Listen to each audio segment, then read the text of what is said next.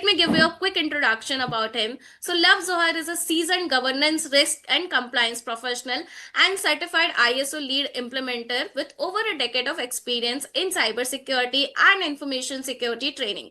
As the founder of CyberGRC, he has delivered 10,000 plus hours of training to 20,000 plus professionals across 15 plus countries, empowering global teams to implement and audit ISO 27001, ISO 22301, ISO 27701, and ISO 42001 framework.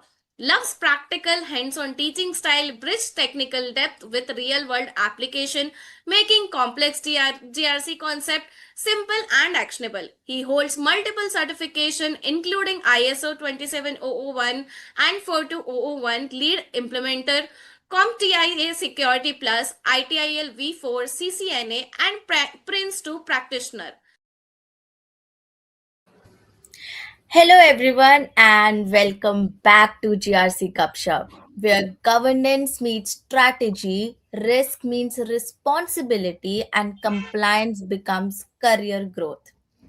So, let's start today's Gupshup. Today's topic is something that every organization is struggling with, which is third party risk management. In today's episode, we'll discuss what exactly is TPRM in simple terms, why is vendor risk become a board level concern, how do you actually access and tire a vendor, and what skills do interviewers expect when hiring for TPRM roles. So today we are having some interview question where people are struggling to solve. So let's begin. So, my first question is, business wants to onboard a critical cloud vendor urgently, but vendor has high risk findings in security assessment. What will you do? Okay. Thank you, Didi. Thank you for asking the question. So, just everybody who is watching, just want to reiterate that today we'll be discussing the TPRM interview questions in this podcast, so that if you are facing challenges in the TPRM interview process, these questions will be able to help you, right? And similarly, in the upcoming sessions, also we'll keep on introducing GRC related interview questions related to ISO for 2001, related to audit, related to implementation. What do the people ask in the industry? We will try to introduce all the interview questions now, so that you get the benefit out of it and you're able to crack the interviews easily, right? So that is the idea. So when we have a high risk, vendor, and we already know that that there's a high risk involved. First of all, we need to understand what is the business criticality involved here, right? And what is the type of data that this particular vendor is going to deal with. These two things are very important. Okay. Now, accordingly, we'll create a remediation plan for this vendor. Okay. And we will ask this vendor to give us a proposal for the remediation plan to fill up the gaps that are currently there with this vendor, right? So we will get proper clear timelines from this vendor. Okay. We'll require a remediation plan and strategy along with a complete proposal, plan of action, along with the deadlines and all, so that there is a complete transparency altogether, right? And then accordingly, since currently there are very high risks, you already mentioned that. So what all compensatory controls we can put in place? Definitely we can't put controls immediately. It's a process, it takes time. But compensatory controls are something that we can easily place in.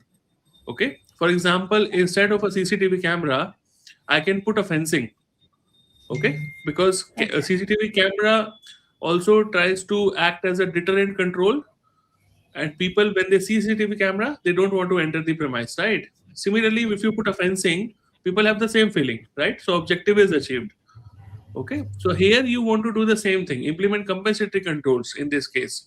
Okay, Okay. most important thing, Aditi, for such vendors where you already see issues, try to add contractual obligations. Okay, try to add SLA, try to add contractual obligations like penalties clauses, like right to audit clause, because right now you're already seen early signs of red flags, right?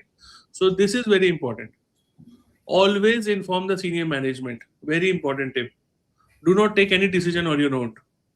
This is one big mistake that we see in the learners in the GRC programs that we conduct. Uh, learners try to take a decision by themselves. Don't do that. Okay. As a GRC, we are consultants. We are there to help the organization. We are not the executive team. We are not the senior Mm-hmm. management team, right? Mm-hmm. We have to suggest them. We have to inform them that this is what is happening. Okay, we need to Yeah. escalate to them that okay, these are the issues which are happening with this vendor. Okay, then after getting this proposal from the vendor, then you get a acceptance from the senior management that they are happy with this particular proposal and they want to proceed with this vendor. Only then you ensure onboarding is done when all these checks and balances are in place, because your risk is you're already dealing with a high risk vendor, right? Yeah. Yeah. So as we all know that risk cannot be completely eliminated, so these are the checks and balances we have to keep in place now for this particular type of vendor. Yeah. So now Perfect. Yeah, risk assessment plays a yeah. crucial role, right? Definitely risk assessment plays a crucial role. Right. Sorry, complete. No, risk assessment based out of vendor. Based out of vendor, yes. Correct. Okay. Yeah. So your vendor uses multiple subprocessor, but they haven't disclosed full details. How do you evaluate fourth party risk and what documentation will you demand? First of all, this is a very common issue what you Yeah. are asking right now, and 60 to 70% of the industry is facing with this issue. Okay, let me be very honest there. Every day we see such scenarios happening. You give a contract to vendor A, but when you get to know that this vendor A is not actually doing the work, the Hmm. work is being done by vendor B, C, and D. But nobody has informed you about these B, C, and D vendors, right? So that is where subcontractors, subprocessors, fourth parties, fifth parties come into play. Okay. Okay. Again, there are different ways to deal with this, Aditi, which we Hmm. teach practically hands-on in our, TPRM course that we conduct in the trainings. But however, to just give a nutshell, since everybody is joined and it's a common interview question, I'll give you a few tips to clear that interview process. Yeah. Basically, you need to first of all determine how the data flow is happening. Like, for example, what exactly is the vendor doing with the data? Like, are they processing the data themselves, or are they sending to any other, third party for the data processing? Okay, what exactly, how exactly the data is flowing? Who all have access to the data? Okay, Hmm. so sometimes vendor will not tell you all these details. So clauses like right to audit, Yeah. where you have the right to audit the vendor, will actually enable you to find out such things.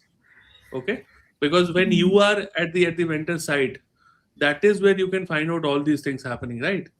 That is Yeah. where you can ask them to, okay, show me who all have access to this data. Okay, show me the data flow diagrams that you have.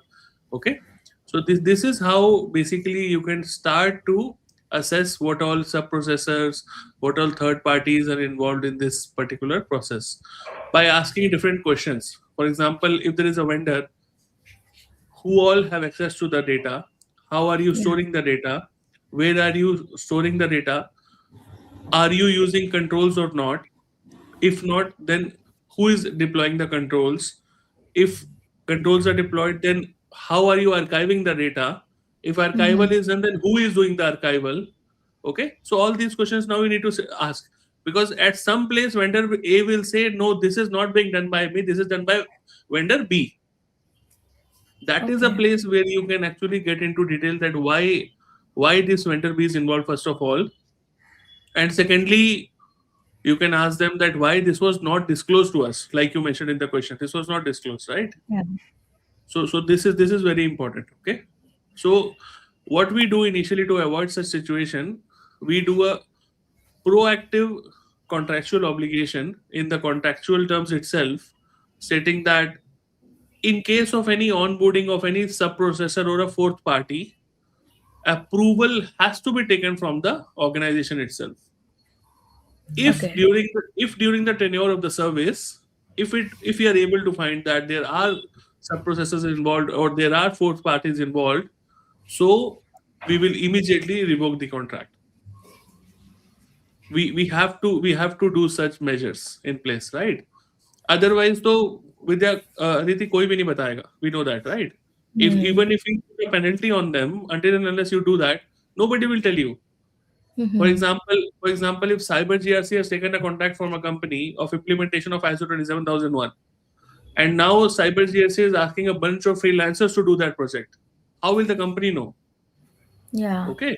Until and unless the company puts it on the contract that if find out that CyberGRC is not doing this work by themselves and is getting done by some other fourth party, then this contract will be null and void.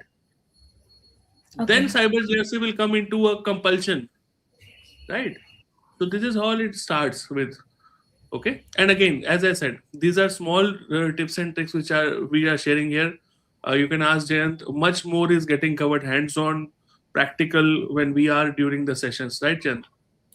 Very much. See, this is the importance for us to learn the practical aspects. All these things will not be covered in theory. Hmm. Theory, it's available in the online itself. We don't have to go for a training for that. Practical is what you have to get trained on, right? So you have to do it by yourself. Oh. And if what they refuses the transparency, then See, if you are able to now find out, and now they are not agreeing to the fact that they are using a fourth party, but still you have evidence for that. I would say you don't have any option to rather go for a different vendor, right? yeah. And I see a lot of people on the live. Guys, if you have any questions, interview questions that you are struggling with, please feel free to drop down. I see a lot of audience right now, Jen. So just Great. Nice. wanting them to make sure that feel free to, drop your questions, drop your comments, anything that you want us to cover in this podcast. Please feel free because we are doing this for you. Okay. Yeah, Yes, go this ahead, session Aditi. particularly, like we are podcasting you, please open up the questions, right? We are there to answer for that. Okay. Right. Yeah. Go ahead, Aditi. And now Yeah. let me have one question here. Now we have a DPDP in place. Now, what is the implications because we have a DPDP now? See, now Very important. Very in important. case Very of important. during our practices, we see that there is some clauses which is missing out, and we want to add it in between during the Right. practice. So So, what now is the DPDP, procedure? yeah, exactly. So now DPDP now has put a added compliance, like you mentioned, Jayant. What they have done is, in case if you have a vendor that is dealing with the PII or sensitive PII, you have to actually sign a contract with the vendor, especially for data privacy. Okay. Now this Hmm. contract, what will have is this contract will have what are the vendor measures for ensuring data confidentiality, access control, encryption. All the controls are actually mentioned in this contract as a obligation for that third party, because you know that tomorrow when things will go south, the main organization will be penalized, right? So that is why main organization is already obligating in that particular contract that you have to follow all these things. Failing which, again, this contract will be null and void. Simple. Okay. Okay, so that is why now a separate contract is being signed with these third parties, especially who are dealing with the PII, right? Like you mentioned, as per a DPDP Act only, because they mention it that this is now as per DPDP Act. And again, everything sounds good when we are hearing it, but when you do it, when you create these contracts in the practical, that is where you get to know the reality of the situation, right? Okay, because when you create these contracts you understand the nitty-gritties involved, right? Yeah. How to put the clauses in place, what all clauses you need to put in place. See, Jayant, I have seen people who are struggling with reading the contract itself right now, True. but as a part of third party risk management, it's a day-to-day job. Until unless you understand how to read a contract, sometimes you might have to suggest somebody some edits. How will you do that if you don't know how to understand a contract itself? Okay, and it is a bare minimum for any TPRM professional to understand a contract and the terms, right? So Yeah. that is where I always emphasize on practical hands-on approach, so that you can actually do all these things. Right, as you mentioned, Love, reading is very important because before signing up, we have to read and understand the documentation part. See, writing is simple. These days, we have ChatGPT, all that is fine. But according to the company, according to the nature of business, we need to have a right contacts. Right, before signing up the contracts, we need to read that and understand that, which is a crucial part. Right, if not, as you mentioned, because no DPT being placed, the actual company will be penalized for that. That's a valid point, right? Yeah, that's great. I have a next question. If you discover a department using an unimproved SaaS tool, what are your immediate action and do you shut it down? This is a very common issue, Aditi. 90% of the organizations are suffering from this issue. I'm telling you, 90%. And the most weird part is that even IT has no control on this, because people install softwares, people install tools, but nobody informs IT. Okay, so Yeah. it's sort of a shadow IT. Okay, Mm-hmm. when tomorrow any incident will happen, then they get to know, oh, this was the software installed, this was the software that triggered this incident, right?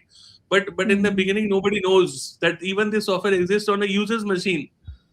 Okay, so this is a very very common issue that businesses are dealing with right now. So how will you start dealing with this type of issues? So basically, first of all, confirm what is the software about.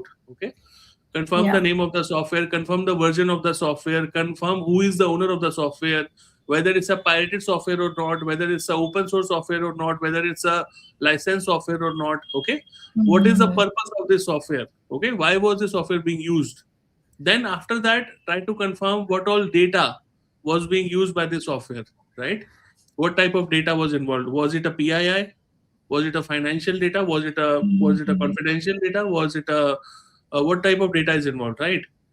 Then after assessing all these things, then you see what kind of access does this user have? Like, is this long time access, like this user is using for last 1 year, or is just a recent deployment that they have done, right? Yeah. Then do not shut down the software immediately, because people do that. They just simply remove all the tools, they shut down immediately, but without assessing what all data is involved, without assessing all these things in advance. Don't do that. Okay, then Mm-hmm. basically do a risk assessment on that, and try to understand what are the different alternatives that you have instead of that software. And if it is a really business need and it's a business urgency, then you maybe have to purchase that software, right, or tool, whatever you mentioned, right? And Yeah. then it has to be explained in terms of business. Like, for example, what is the business impact if we keep on using this software? What is the business impact if we go to a separate software? Okay, but providing a safer alternative approach to a different tool is always recommended in these cases, because Yeah. normally what we have seen, people are using either open source softwares, which again are not patched properly, and patching is a big issue over there, or they are just using some softwares here and there which are completely not licensed.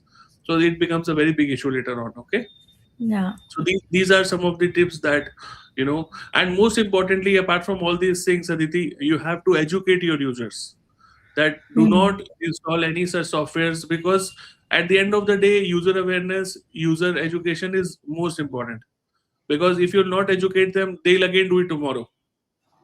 Okay, so Yeah. that is why me and Jayant, we go to companies, we educate them, we actually take sessions on security awareness, we actually tell them the importance of this shadow IT, why not to use this shadow IT, and Mm-hmm. what are the implications, what are the security implications, and all, right? That is Yeah. why companies call us nowadays. We take proper sessions over there. We educate them. We educate the leadership also, because sometimes we have seen that even the leadership is not aware, right? So that is where the problem starts. Okay, sometimes the top management is also not aware, because their main role is to run the show, their main role is to Mm-hmm. run the business, right? So that is where we educate them. Me and Jayant, we go to their companies, we educate them, we conduct a 5 days proper training workshop, and we educate each and everybody. We go to department wise, we take different sessions. So this is what actually helps the organization at the end of the day. See, Yeah. user awareness, user training, is one of the best controls. Okay, because even if you have the best firewall in the world, if your users are not educated and they are not aware about the security issues, you will be compromised. Very simple. Yeah. Okay. There will Yes, be yes. no use then. No. No use at all. It's simple. Yeah. Yeah. Yes, yeah. Now, adding to this, now many of our callers will have a question like, when it comes to the training, do we have any tools training? Can we just have some lights on the particular training on the tools, or before even getting into the tools, what is that fundamentals that we have to learn? See, many people ask me, Love, why don't you do any trainings on tools? It's a very common question which I get. The reality of the situation, Jayant, is that, which you have also seen along with me, currently 80 to 90% of the organizational processes themselves are not even created and mature. Okay. So if the processes themselves are not created and mature, they are not documented properly, there are a lot of issues in the documentation itself. How can I move on to a tool itself? See, a tool is the last step actually. Tool is done to automate things. But if your process itself is at fault, if your documentation is not proper, if your processes are not repeatedly followed every day, how can you put it in a tool? So this Yeah. this is the question. This is the question which I ask the leadership all the time. Like, why are you shifting to this tool? We want to automate. It's okay. You want to automate, which is completely fine. But are you having the right processes? Are those processes documented? Are your employees really following those processes on a day-to-day basis? Most of the times you'll find out the answers are no. Then why do you want to jump onto a tool which will actually worsen up the things? Right? So this is the reality of the situation. People will See, hate me adding for to saying this, people yes, people will adding. hate me for saying that because I'm actually disturbing a lot of tool vendors out there because that is their bread and butter. But let's be honest, as a business owner, I want to first of all mature my processes, right? If my processes are not mature enough, why would I go to automation? Automation is the last step, right? So even adding to this, like though we have a policy and procedure, I have seen many of the cases where it is not been updated regularly. It is not even been reviewed at all. Right? That is a big applause what I see in the domain. People will Exactly. not review the policy procedure. It is not updated. Right? Somebody has created that document 10 years back. That person no longer exists. He has left the organization. Now that orphan document is lying somewhere in the cupboard. Nobody, half of the people don't know where the document is. Half of the people think that, okay, this was the document. This is the reality of the situation right now. So, Okay, forget about tools. Tools is the last step. If a company says that yes, we are being able to do this for the last 5 years or 10 years, or let's say forget about that, even last 2 years. If you are able to diligently follow this process for last 2 years, and we had no issues at all, and it is being followed like seamlessly, definitely go for a tool. But my question is, are you there? I don't think so. right. One more common question we get from our like callers basically: how evident is to have an accredited certification when they go for trainings? It's a very common question. It's a very Right. common question whether we should go for a accredited training provider, a global training provider, a global Global certificate where, certification they call it as, right. yeah, exactly. So when you go for any audit related course, there is a body called IRCACQI. This is the international body for global accreditation for auditors. Let me be very clear, only for auditors. Okay. Nowhere on their site it will show you for implementers. You can go and visit right now. Everybody who's watching this podcast. Okay. You can go and visit to their website, IRCA website, CQI website. Nowhere it will say it is for implementers. It is only for auditors. So definitely yes, Jayant. If you are going for an audit certificate, be it ISO 27001, BCMS, ISMS, AIMS, PIMS, whatever is there, if you're going for an audit, always try to go for IRCACQI. There is no other alternative which I would recommend. They are globally recognized. They are globally, known for that reason, I should say, right? But related to the implementation, practical hands-on courses, currently there is no such body which actually, does that. So when you don't have any such body, so there's no point of having accreditation from any other body, right? So this is the reality of the situation. But people get confused. People say think that No. I have to go with IRCS EQI only. But if you go to the website, at least see what they are saying about their website, what they're talking about. They are only about auditors. They're not about implementation. Right. I think this should clarify many of our callers. It is very evident for us to do some research rather than just going on the market advice, right? Exactly. But Just Yeah. go to their yes, website and see what they are good, saying. Exactly. good, good. That's a valid point. Thank you. Yeah. But if I want to run my business, I can say that no, definitely you need IRCS EQI. Why not? But at least people should do the due diligence. What I'm about to say, right? Don't believe anybody. Don't believe me also. Don't believe Jayant also. You go to their website and see what they are about. They will tell you that they are about auditors only.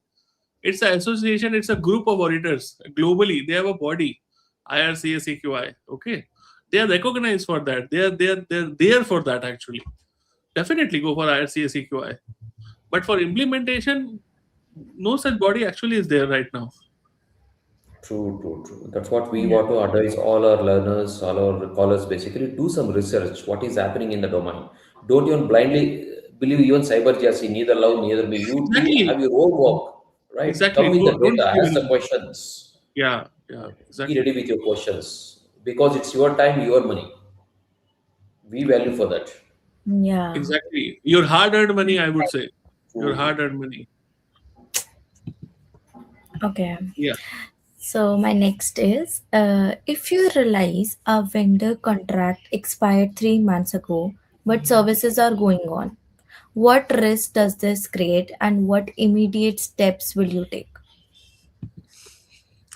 Again, That's a huge it's a risk. very common issue with the companies where they have a lot of vendors. So basically, first of all, you confirm the contract expiry date. Aditi, sometimes it happens that हमको लगता है it has got expired, but it has not expired. वो सही में चल रहा होता है maybe back end पे, right? So you Yeah. go with the contractual obligations. You see the exact dates in the contract itself, right?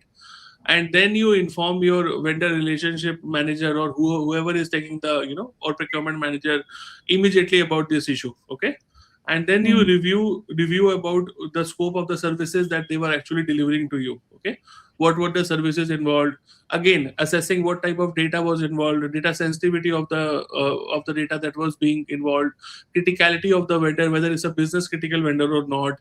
Okay, these are all the things that will basically help you to fill out any gaps if they are there right now that need immediate addressing. Okay, for example, if you have a SLA liability, if you have a contextual obligation that you only this vendor can fulfill, then again it's difficult to find an immediate replacement right now. Okay, but Yeah. if there's no such thing, and basically this is a normal vendor, not a business critical one, then you can go for a immediate replacement as well if needed, right? So basically again inform to the management that this is happening, take their suggestion as well. Okay, and if again, as you mentioned, the contract is being over but the vendor is still going on, maybe Yeah. ask for a formal renewal in that case if you want to pursue with the same vendor. Before Mm-hmm. like after discussing with the management, you ask for a renewal with the same vendor. If they say go ahead, then maybe go ahead with the same vendor. Okay, and in Okay. and for in the future, to avoid such issues from happening, what we suggest learners to do is basically to have first of all a vendor inventory in place where they inventorize all the vendors that they have, and then accordingly set up the expiry date and with automatic reminders. Okay, that with 30 days reminder, 60 days reminder, 90 days reminder, that this vendor is going to the contract is going to expire. Okay, so Okay. this is how you can avoid such a situation in the future.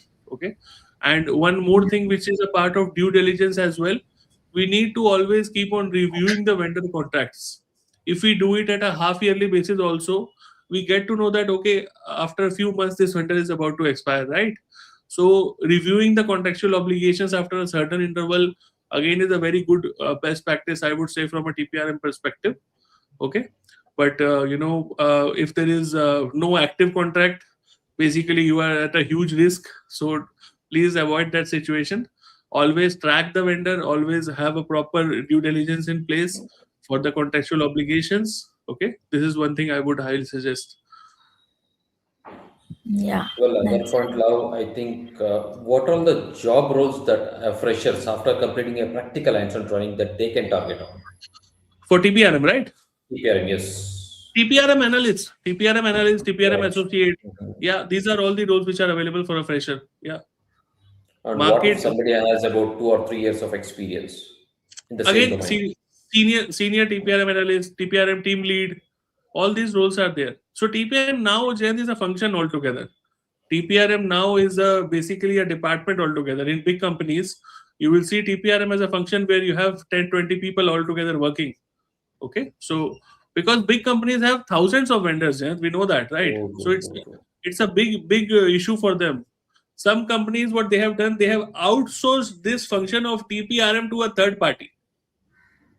I would never suggest this. Anybody who is It's watching, a huge risk that we have seen in the grounds. you are sitting on a Right? time bomb. Please don't do Right. that. Okay. When I came to know about this initially, I was shocked. How can a company transfer their TPRM to a third party? This is like, I mean, I don't know like why companies would do that. But Right. seriously, if anybody from leadership is watching, or if you can pass this on to any company who is doing that, please avoid such things. Don't do that. TPRM Right. is the I've most seen, critical thing. yes. Yes. yeah, Recent days, I've seen having a separate vertical for TPRM in the organization, right? This was not there. This practice was not there few couple of years back. Maybe for about 1 year and so, I'm just seeing good number of having a setup vertical altogether, right? That's a good move, definitely. Right, yeah, right. Having it under your own shelter, having it under your own organization is the most recommended approach. Don't go for a third party to manage a third party. It is I always think that's a good fire. statement. Yeah, it will always fire back on you. Yeah, don't do that. Right, right, right. So again, for viewers, please type in your questions. As we said, we are hosting this for you all. Just make yeah, use of this platform. Put out your questions, please. If you want us to cover such interview questions or any other topic as well that you are struggling with, Yes. please put in the comments. Because Aditi is keenly watching on your comments. She will make sure that that happens, right, Aditi? yeah, for sure. Okay. So, any other questions, Aditi, from your side? Are we done for the No. day?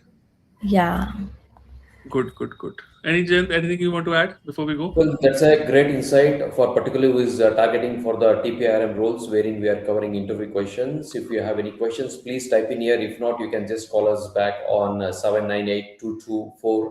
798-224-7722. We are there always to pick your answer and to give a right guidance. If you are looking for a practical hands-on training, it is Cyber GRC, right? And Do just invest to on add, your yes. yeah, and just to add, two new courses are starting. Practical courses, 22nd of Feb. We have AIMS, Artificial Intelligence Management System, hugely in demand, very much in demand, will be in demand for another 5 years. But if you think that you need to know AI before joining the course, please don't believe that. We will cover the course from the scratch.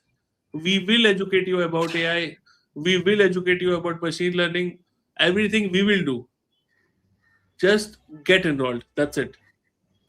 But And again, then AI you, is not a code yeah, technical. Again, let us make it very clear. Don't yeah. be in Again, assumption yeah. that it's a technical yeah, oriented, right? Exactly. Don't think that AI is above your head. You will not be able to understand. You will not be deploying algorithms. Let me be very clear. You will be yeah, governing the algorithms. We will be doing AI governance. Will not be doing data scientist work there. Okay. So if you really want to do governance on AI practically hands on, this is your course. yeah. So, thank you everyone for being a part of this today's webinar. We truly appreciate your time and participation. And special thank to Lav sir and Jayan sir for your valuable contribution and insights. If you are serious about building your career in this space, join CyberGRC and let's grow together.